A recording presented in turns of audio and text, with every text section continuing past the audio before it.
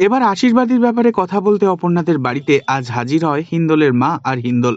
তাদেরকে দেখে তো অপর্ণার বাবা তো অসম্ভব খুশি হয়ে যায়। অপর্ণার বাবা হিন্দোলের মাকে জিজ্ঞাসা করে, দিনক্ষণ কি কিছু ঠিক করলেন? তখন হিন্দোলের মা বলে, 3-4 দিনের মধ্যে তো সবকিছুই সেরে ফেলা যায়।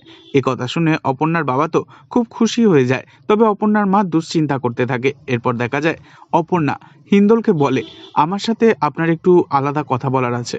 এরপর দেখা যায় হিন্দোল অপর্ণাকে সাথে করে নিয়ে গাড়িতে করে চলে যায়, আর আর্য স্যার অপর্ণাদের বাড়ির বাইরে রাস্তায় দাঁড়িয়ে এই দৃশ্য দেখে চমকে ওঠে। আর্য স্যার মনে মনে বলতে থাকে, এ কি, হিন্দোলের সাথে অপর্ণা কোথায় যাচ্ছে? তবে অন্যদিকে দেখা যায় অপর্ণার মা মনে মনে ভীষণ টেনশন করতে থাকে। এ দেখে অধিকাংশ দর্শকই দাবি করছেন অপর্ণার মা এবার হয়তো বেঁকে বসবে। মেয়ের চোখের জল মেনে নিতে না পেরে নিজেই এবার এই বিয়ে ভেঙে দেবে, অপর্ণাকে তুলে দেবে আর্য স্যারের হাতে। তো বন্ধুরা, আপনারা সকলেই চাইছেন তো এমনই কিছু একটা ধামাকাদার প্রোমো এপিসোড সকলের সামনে আসুক?